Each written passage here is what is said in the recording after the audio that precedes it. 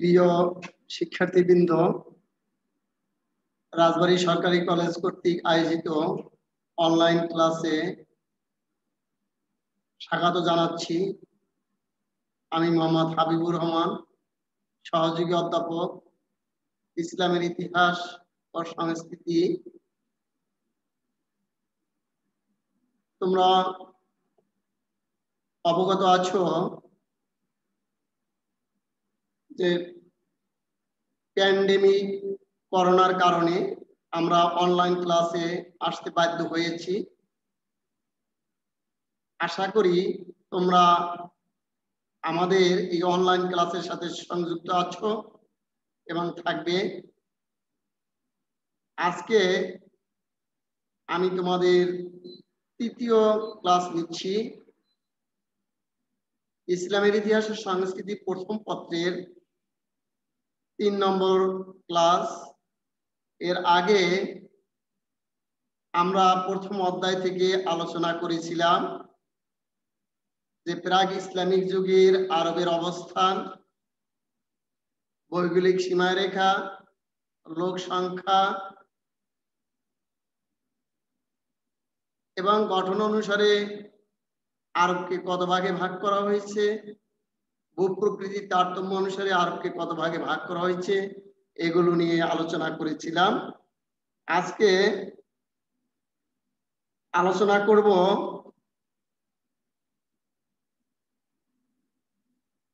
প্রাক ইসলামী যুগে আরবের উৎপন্ন ফসলাদি সম্পর্কে। তোমরা জানো যে আরব মরুময় অঞ্চল বেশিরভাগই, তবে কিছু কিছু অঞ্চল উর্বর রয়েছে, সেখানে কিছু কিছু ফসলাদি জন্মায়, আর বাকি মরু অঞ্চলগুলোতে গুল্মলতা এবং খেজুর গাছ ছাড়া আর কিছুই জন্মায় না।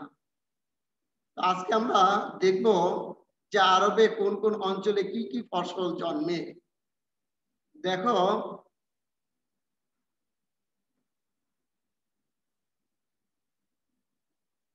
মরুদ্যান, মরুদ্যানে এখানে আছে প্রাক ইসলামী যুগে আরবের উৎপন্ন ফসলাদি। মরুদ্যানে কি জন্মায়?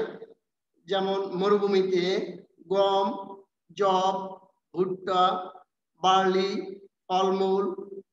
ফলমূলের মধ্যে আছে আতা, ডুমুর, পিচ ও আঙ্গুর ফল ও এবং আছে শাকসবজি। বিভিন্ন ধরনের শাকসবজি জন্মায় সেখানে আছে। মরুভূমিতে শুধু গুল্মলতা ছাড়া, দেখো মরুভূমি আমি আগেই বলেছি, গুল্মলতা ছাড়া খেজুর গাছ আর কিছুই জন্মায় না। তোমরা জানো আরবের খেজুর খুবই বিখ্যাত এবং তাদের প্রিয় খাদ্য।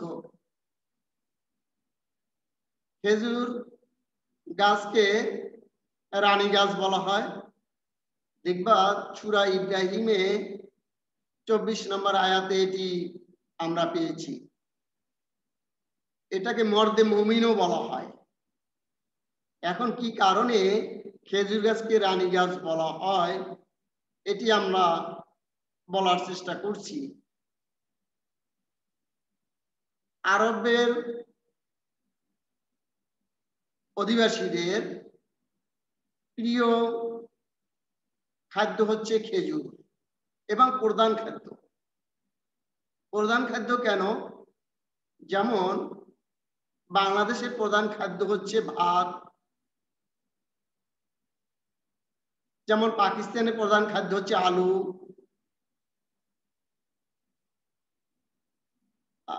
এবং গম। কোন কোন দেশে হল্যান্ডের প্রধান খাদ্য আলু, পাকিস্তানের প্রধান খাদ্য হচ্ছে গম বা রুটি। এভাবে প্রত্যেকটি দেশে যে খাবারটি সহজলভ্য, সহজে পাওয়া যায়, সেটি তাদেরকে প্রধান খাদ্য হিসেবে নির্বাচিত করা হয়। আরবে যেহেতু খেজুর সহজলভ্য, সেই জন্য খেজুর হচ্ছে তাদের প্রসিদ্ধ খাবার এবং প্রধান খাদ্য। খেজুর এর যে বীজ রয়েছে সেটি গুঁড়ো করে উটের খাবার তৈরি করা হয়। তোমরা জানো উট আরবের একমাত্র বাহন। এই উটকে বাঁচিয়ে রাখে এই খেজুর গাছের খেজুরের বীজ গুঁড়া করে যে খাবারটা তৈরি করা হয় সেটি দিয়ে। খেজুর গাছের রস বা খেজুরের রস তাদের একটি প্রিয় পানীয়। খেজুর গাছ দিয়ে ঘরের খুঁটি এবং ছাদ তৈরি করা হয়। খেজুর গাছের ডেগা দিয়ে বেড়া এবং ঘরের ছাউনি তৈরি করা হয়। খেজুর গাছ সম্পর্কে কোরআনে বহুবার উল্লেখ করেছে। আমি আগেই বলছি এটাকে মর্দে মুমিন বলা হয় এবং ঐতিহাসিক উইকিহিস্ট্রি এটিকে কুইন অফ দ্য ট্রিজ বলেছে, অর্থাৎ গাছদের রানী বলা হয়। সংক্ষেপে রানী গাছ বলি এজন্য। অর্থাৎ খেজুর গাছ বহুবিধ কাজে ব্যবহৃত হয় এবং বহু গুণাবলী এর রয়েছে, এই জন্য খেজুর গাছকে রানী গাছ বলা হয় এক বাক্যে। এছাড়াও মধু, কালিজিরা, লবঙ্গ পাওয়া যেত, এটা সূরা না হলে উল্লেখ করা আছে। জীবজন্তু তৎকালীন আরবে কি কি জীবজন্তু পাওয়া যেত বা দেখা যেত? যেমন বন্যপ্রাণীর মধ্যে রয়েছে চিতাবাঘ, হায়না, নেকড়ে বাঘ, শিয়াল, গিরগিটি। গৃহপালিত পশুদের মধ্যে রয়েছে উট, ঘোড়া, কুকুর, বিড়াল, ভেড়া, ছাগল, দুম্বা অন্যতম। এদের মধ্যে উটকে মরুভূমির জাহাজ বলা হয়। উটকে মরুভূমির জাহাজ কেন বলা হয়? এটি তোমাদের একটি প্রশ্ন আসে, কেন জাহাজ বলি? যেহেতু আরব মরুময় অঞ্চল, এক স্থান থেকে অন্য স্থানে যেতে হলে আরবরা উটকে ব্যবহার করত। তাহলে তাদের যাতায়াতের বাহন হচ্ছে একমাত্র উট। শুধু যাতায়াত হিসেবে উটকে ব্যবহার করা হয়নি, তৎকালীন আরবের বিভিন্ন কাজে উটকে ব্যবহার করা হয়েছে। যেমন উটের দুগ্ধ একটি প্রসিদ্ধ খাবার ছিল আরবীয়দের কাছে। উটের মাংস একটি প্রিয় খাবার। উটের চামড়া দিয়ে তাঁবু তৈরি করা হতো, পশম দিয়ে পশমি কাপড় তৈরি করা হতো। উটের যে মল আছে সেটি জ্বালানি হিসেবে ব্যবহার করা হতো। উটের মূত্র এটি মস্তিষ্ক রোগের একটি মহা ঔষধ ছিল। এছাড়াও উট ব্যবসা বাণিজ্যের মাধ্যম হিসেবে ব্যবহার করা হতো। তৎকালীন সময়ে আরবে অর্থের বিনিময় ছিল না, ব্যবসা বাণিজ্যের একমাত্র বিনিময় মাধ্যম ছিল উট। এছাড়াও যৌতুকের পণ,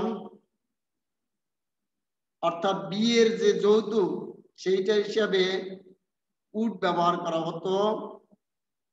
তোমরা জানো তৎকালীন সময়ে মেয়েদেরকে পণ দিয়ে নিয়ে আসতে হয়েছে। বর্তমান যুগে যেমন ছেলেদেরকে যৌতুক বা পণ দেয়, তৎকালীন সময় মেয়েদেরকে যৌতুক বা পণ দিয়ে বিবাহ করতে হতো। এটির একমাত্র মাধ্যম ছিল উট। জুয়া খেলার পণ হিসাবে ব্যবহার করা হতো উট। উট কেনা বেচার মাধ্যম, যাতায়াতের মাধ্যম, উটের মাংস, দুধ এটি প্রিয় খাবার। এই সকল কারণে উটকে মরুভূমির জাহাজ বলা হয়েছে। অর্থাৎ বহুবিধ ব্যবহারের কারণে উট তাদের ছিল একটি প্রিয় বস্তু। ঘোড়া, আরবে ঘোড়ার প্রচলনও ছিল এবং যুদ্ধক্ষেত্রে ঘোড়া ব্যবহার করা হয়েছে। হযরত ঈসা আলাইহিস সালামের মৃত্যুর 2000 বছর আগে ক্যাশাইট এবং হিট্টাইটরা আরবে সর্বপ্রথম ঘোড়া আমদানি করেছিল বলে জানা যায়।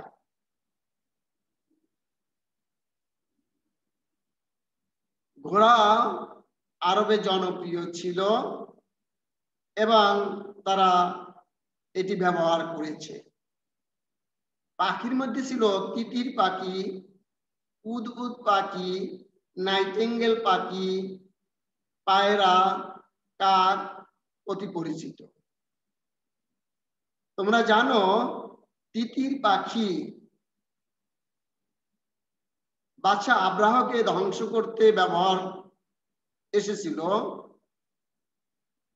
সূরা লাহাবে সূরা ফিলে এটি উল্লেখ করা হয়েছে। আবার বলছি, সূরা ফিলে বাদশা আব্রাহকে ধ্বংস করার জন্য তিতির পাখি মুখে ছোট ছোট পাথর বহন করে এনেছিল। এই হচ্ছে সেই তিতির পাখি। উদুদ পাখি এটি পায়রার মতোই একটি পাখি।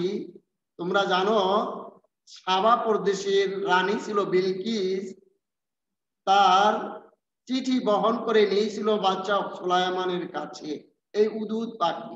কোরআন শরীফে এটি উল্লেখ আছে। সাবা নামক একটি সূরা আছে, সেখানে এটি হুবহু উল্লেখ রয়েছে। নাইটিঙ্গেল পাখি তোমরা চেনো, পায়রা তোমরা চেনো, কাক চেনো।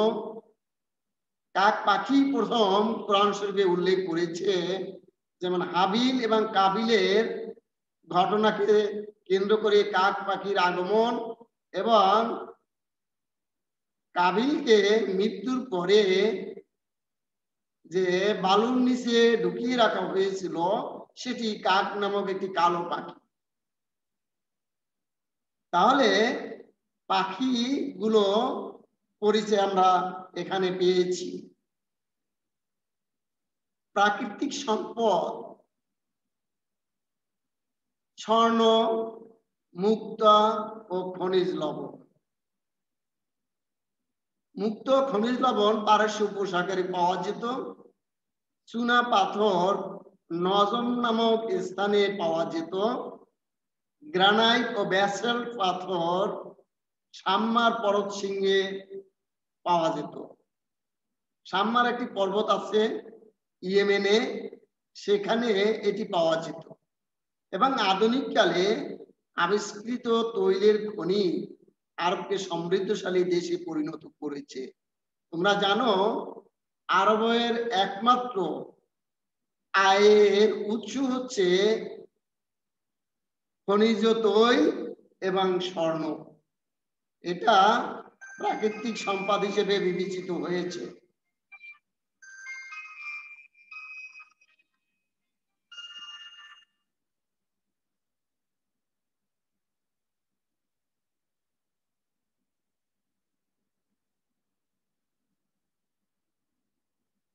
এরপরে রয়েছে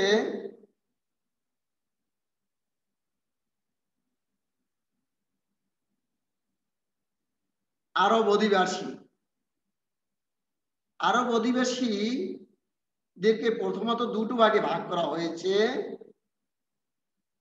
দেখো বায়েদা এবং বাকিয়া। বায়েদা এদের 6টি জাতি ছিল, কোরআন শরীফে উল্লেখ করা আছে। যেমন আদ জাতি, সামুদ জাতি, তাসম জাতি। তোমরা খেয়াল করো, আদ জাতি, সামুদ জাতি, তাসম জাতি, জাদিদ, জারহাম ও আশালিকা, এই 6টি জাতি কোরআন শরীফে এদেরকে ধ্বংসপ্রাপ্ত জাতি হিসেবে উল্লেখ করা হয়েছে। বিভিন্ন কারণে এদেরকে ধ্বংস করে দেওয়া হয়েছে। এরা লুপ্ত হলে বাকিয়েদের জৌলস বাড়ে এবং প্রভাবশালী হয়ে ওঠে, ফলে বাকিয়া শ্রেণীটি বর্তমান থেকে যায়। এই বাকিয়াকে আবার দুটো ভাগে ভাগ করেছে, যেমন যেমন আরিবা আরিবা আর একটা হচ্ছে মুস্তারিবা। আরিবা দক্ষিণ আরবের অধিবাসীদেরকে মূলত আরিবাই বলা হয়। দেখো, এরা কাহতানের বংশধর ছিল এবং এদেরকে ইয়েমেনীয় বলা হয়। অর্থাৎ ইয়েমেন হচ্ছে দক্ষিণ আরবের একটি তখন প্রদেশ ছিল, এখন দেশ, স্বাধীন দেশ। এই ইয়েমেনীয় বলা হয়। এরা হিমায়ারি থেকে এদের নামকরণ হয় হিমারিয়। এরা ছিল ভদ্র, নম্র ও সভ্য। এদের ভাষা ছিল সাবি এবং হিমায়ারি। এরা দক্ষিণ আরবের অধিবাসী। মিনাইয়ানরা এরা এই দক্ষিণ আরবেরই অধিবাসী, অর্থাৎ তিনটা পর্যায়, যেমন সাবি, হিমায়রি, মিনাইয়ান, এই তিনটি যুগ তারা পরিচালিত করেছে এবং এরা সভ্য ছিল এবং সভ্যতার জন্ম দিয়েছে। এরা প্রথম আরবের সভ্যতার সূত্রপাত তাদের মাধ্যমেই গড়ে উঠেছে এবং তারা সভ্য জাতি ছিল বিদায়ী তারা সমৃদ্ধশালী ছিল এবং স্থায়ীভাবে বসবাস করেছে।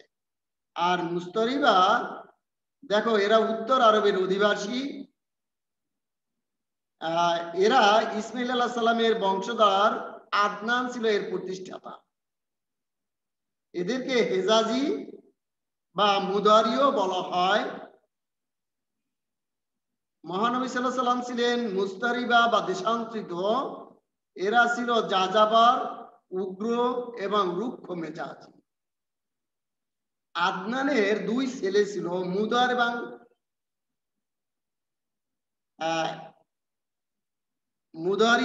মুদার আর হলো নিজার। দুই ছেলে ছিল আদনানের। এদেরকে নিজারীয় বা মুদারীয় দুটো ভাগই বিভক্ত করা যেতে পারে। তো মহানবী সাল্লাল্লাহু আলাইহি সাল্লাম ছিলেন নিজারীয় গোত্রের অন্তর্ভুক্ত এবং মুস্তারিবা দেশান্তরিত। এখন দেশান্তরিত কিভাবে হলো? তোমরা জানো, ইব্রাহিম আলাইহিস সালামের দ্বিতীয় স্ত্রী হাজেরা রাহমাতুল্লাহ রাদিয়াল্লাহু আনহুকে নির্বাসন দেওয়া হয়েছিল শিশুপুত্র ইসমাইলকে সহ এই উত্তর আরবে, এবং সেখানে তিনি যে জমজম কূপের সৃষ্টি হয়েছিল সেই জমজম কূপকে কেন্দ্র করে সেখানে বসতি স্থাপিত হয়েছিল। ফলে এই উত্তর আরব আবাদ ঘটেছিল ইসমাইল আলাইহিস সালামের মাধ্যমে। এই জন্য মহানবী সাল্লাল্লাহু আলাইহি সাল্লাম যেহেতু ইসমাইল আলাইহিস সালামের বংশধারায় নবী হয়েছিলেন, যার কারণে তাকে মুস্তারিবা বা দেশান্তরিত আরব বলা হয়।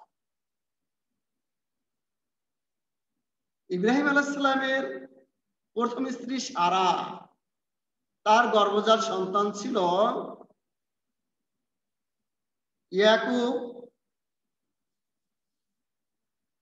ইসহাক আলাইহিস সালাম। ইসহাক আলাইহিস সালামের সন্তান ছিল ইয়াকুব আলাইহিস সালাম এবং তার বংশধরাই নবী এবং রাসূলদের বেশি আগমন ঘটেছে। আর মা হাজেরার গর্ভজাত সন্তান ছিল ইসমাইল আলাইহিস সালাম এবং তার বংশধারায় সর্বপ্রথম নবী ওই ইসমাইল আলাইহিস সালাম এবং আমাদের প্রিয় নবী হযরত মুহাম্মদ সাল্লাল্লাহু আলাইহি ওয়াসাল্লাম, এই দুইজনই এই বংশধারায় নবী ছিলেন, যার কারণে এরা ছিল দেশান্তরিত বা মুহাজিরিন।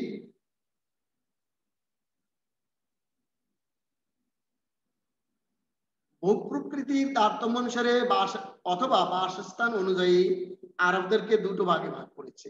আমি আগে আরবদেরকে দুটো ভাগে ভাগ করেছি, অর্থাৎ তাদের প্রাচীন অধিবাসী হিসেবে তাদেরকে বিভাজনটা দেখিয়েছি। আর ভূপ্রকৃতি তারতম্য অনুসারে বা বাসস্থান অনুযায়ী আরবদেরকে দুটো ভাগে ভাগ করেছি। এক, শহরবাসী আরব, দুই, মরুবাসী আরব। শহরবাসী আরব এরা শহর বা নগর কেন্দ্রিক ছিল। এরা উর্বর অঞ্চলে বসবাস করেছে, যেমন ইয়েমেন, হাজরামাউত, ওমান এবং পেট্রা নগরী, যেটাকে জর্ডান নগরী বলা হয়, এই সমস্ত অঞ্চলে এরা বসবাস করেছে এবং এরা স্থায়ীভাবে বসবাস করেছে। এবং এরা ফসল ফলাদি জন্মাতো এবং তাদের ফসল ফলাদি জন্মাতো এবং তারা সুখে সমৃদ্ধ জীবনযাপন করেছে। অন্যদিকে মরুবাসী, দেখো মরুবাসী আরব এরা যাযাবর, এরা যাযাবর বা বেদুইন। বেদুইন শব্দের অর্থ হচ্ছে যাযাবর। এরা অস্থায়ীভাবে বসবাস করেছে, ক্ষণস্থায়ীভাবে বসবাস করেছে। এরা তাঁবুতে বসবাস করত এবং তাঁবু গুটিয়ে আবার আর এক জায়গায় গিয়ে বসবাস করেছে। এদের সংখ্যাই আরবে বেশি, অর্থাৎ 80% লোকই ছিল মরুবাসী যাযাবর অর্থাৎ বেদুইন। এদের আমি পেশা উল্লেখ করেছি। দেখো, শহরবাসী আরব এরা স্থায়ীভাবে বসবাস করত, এরা উর্বর অঞ্চলের অধিবাসী। দেখো আমি বৈশিষ্ট্যগুলো বলেছি। এরা উর্বর অঞ্চলের অধিবাসী, স্পষ্ট করে বলতে গেলে এরা দক্ষিণ আরবের অধিবাসী। এদের পেশা ছিল কৃষিকাজ এবং ফসলাদি ফলানো, ফলে তারা সুখে সমৃদ্ধ জীবনযাপন করেছে। অন্যদিকে আরব মরুভূমি আরব যারা বেদুইন বা যাযাবর, এদের স্থায়ী বাসস্থান ছিল না। আরবের প্রায় 80% লোকই ছিল তারা আইয়ামে জাহিলিয়া তাদেরকে ঘিরেই ছিল। এখন দেখা যাচ্ছে যে যেখানে তারা খাবারের সন্ধান মিলেছে, পানীয় জলের সন্ধান পেয়েছে, সেখানে গিয়ে তারা তাঁবু গেড়েছে। আবার এখানে ওগুলো শেষ হয়েছে, আবার ওখান থেকে তাঁবু গুটিয়ে নিয়ে আবার যেখানে তারা খাবারের সন্ধান পেয়েছে সেখানে গিয়ে তারা তাঁবু গেড়েছে। এভাবে তারা যাযাবরী জীবনযাপন করেছে, কোনো জায়গায় তারা স্থায়ীভাবে বসবাস করে নাই। তোমরা লক্ষ্য করেছো যে আমাদের দেশে বেদে জাতি এরা কিন্তু ঘুরে বেড়ায়। তারা কখনো নদীতে, কখনো তাঁবুতে বসবাস করে। তারা একই জায়গায় স্থায়ীভাবে বসবাস করে না। তাদের পেশা যেমন তাবিজ দেওয়া, ঝাড়ফুঁক দেওয়া, সাপ খেলা দেখা ইত্যাদি ইত্যাদি। ঠিক আরবের বেদুনরা তারাও এইভাবে অস্থায়ীভাবে বসবাস করেছে এবং তাদের পেশায় কিছুটা ভিন্নতা রয়েছে। দেখো দেখো যারা আরব মরুভূমিতে তাঁবুতে অস্থায়ীভাবে বসবাস করতো বলে তারা বেদুইন বা যাযাবর নামে পরিচিত। এদেরকে আবার রিক্ত বা শূন্য শ্রেণী বলা হতো। রিক্ত বা শূন্য এই কারণে যে তারা দিন আনতো, দিন খেত এবং জীবন সংগ্রাম করত। এই জন্য তাদেরকে তাদের বাড়তি ইনকাম ছিল না বা এটা কি বলা হয়, সঞ্চার করে রাখতে পারতো না বা সংগ্রহ করে রাখতে পারতো না। তারা দিন আনতো, দিন খেত, এভাবে তারা জীবনযাপন করত। দেখো তাদের পেশা কি? চুরি, ডাকাতি, রাহাজানি, অপহরণ, লুণ্ঠন, পশুপালন ও শিকার এবং শ্রমজীবী। শ্রম বিক্রি করে খেত, কামলা দিত। তাহলে কি তাদের পেশা দক্ষিণ আরবের পেশার উত্তর আরবের পেশা কিন্তু ভিন্ন। অর্থাৎ শহরবাসী আরবের পেশা ভিন্ন এবং মরুবাসী আরবদের পেশা ভিন্ন। বলছি এরাই কিন্তু সংখ্যায় বেশি। এরা কি করত? চুরি করত, ডাকাতি করত, অপহরণ করত, রাহাজানি করত, লুণ্ঠন করত এবং পশুপালন, কেউ কেউ যারা পশুপালন করত এবং শিকার করত, আবার শ্রম বিক্রি করে তারা জীবিকা নির্বাহ করত। পিকি হিট্টি এদেরকে স্থলদস্যু বলে উল্লেখ করেছে, যেহেতু তারা চুরি ডাকাতি এবং লুণ্ঠন অপহরণ করত। এই জন্য পিকে হিট্টি এদেরকে জলদস্যু, স্থলদস্যু হিসেবে উল্লেখ করেছে।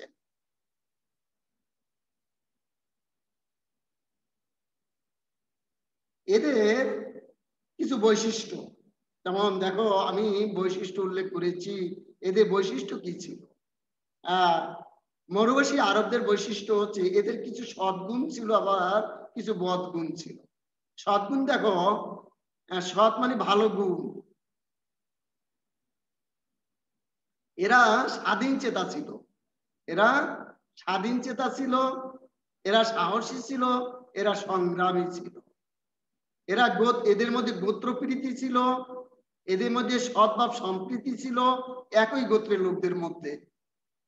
আতিথেয়তা ছিল, ছিল। অশ্ব তরবারি পরিচালনায় তাদের দক্ষতা ছিল, তীর নিক্ষেপ করতে পারত ও নিক্ষেপ করতে পারত। এগুলো ছিল তাদের সুকুমার বৃত্তি, অর্থাৎ সুবৃত্তি, বৃত্তি মানে পেশা। তাহলে দেখো, তাদের কিছু খারাপ গুণের মধ্যে ভালো গুণও ছিল। কি কি ছিল?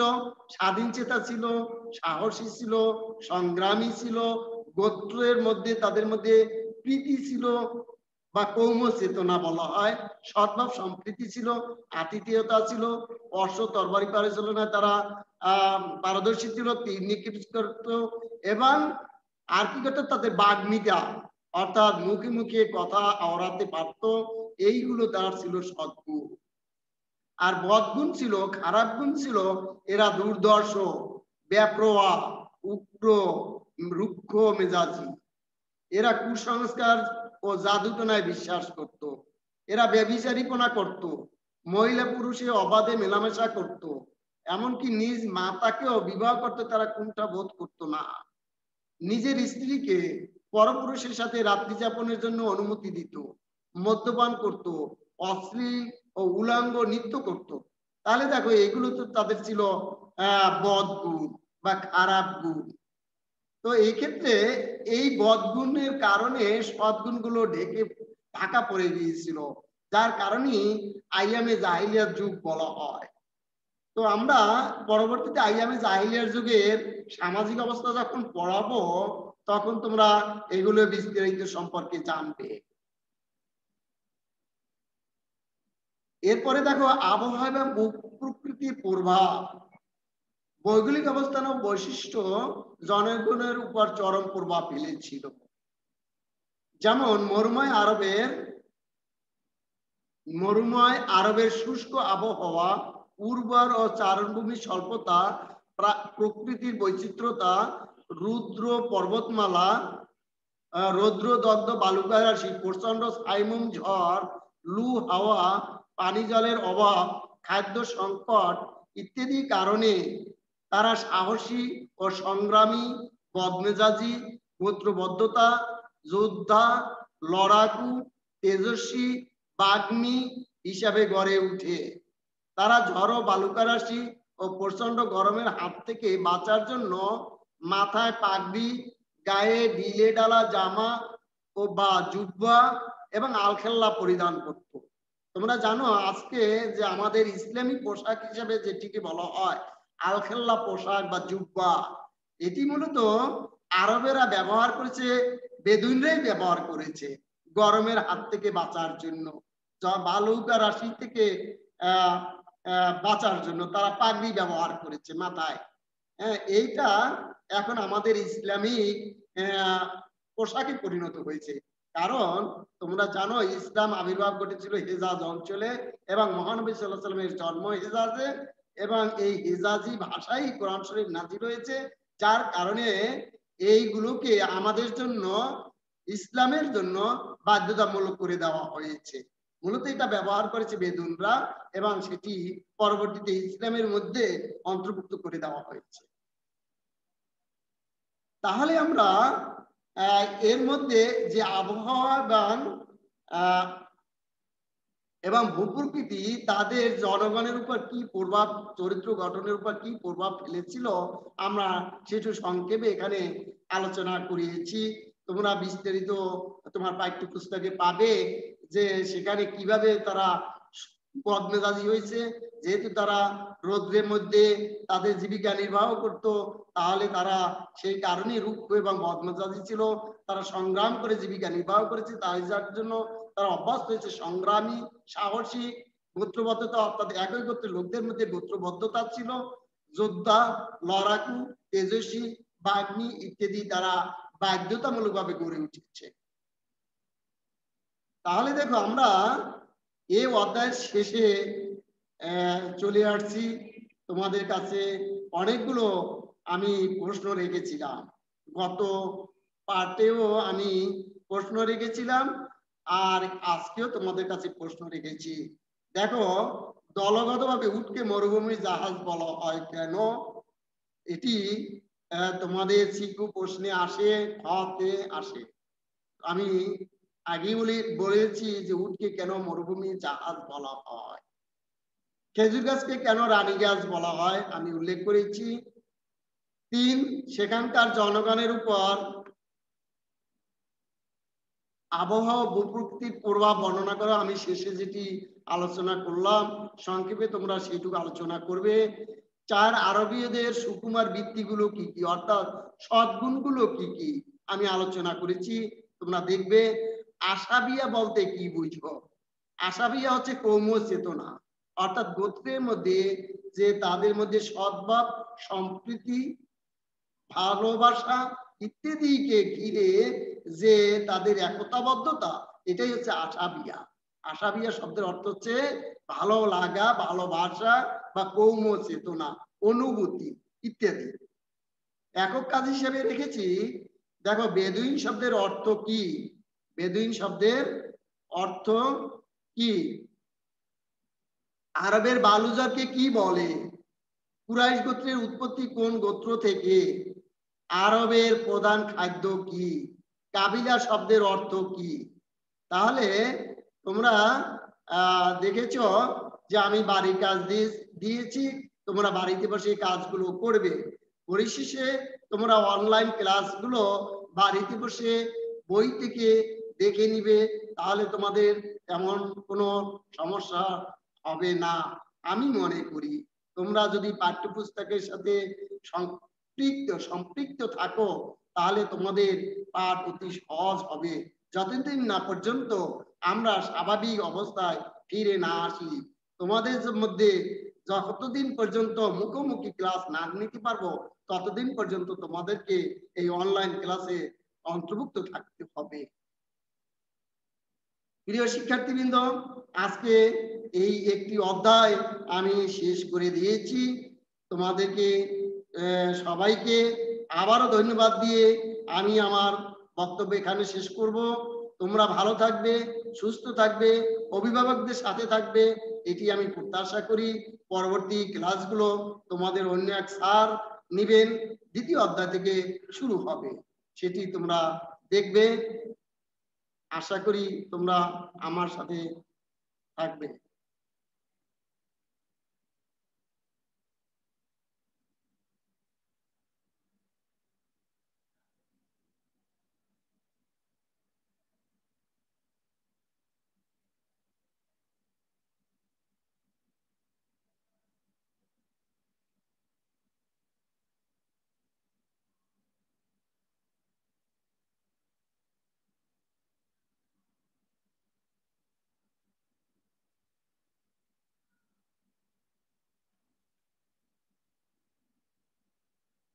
আসলে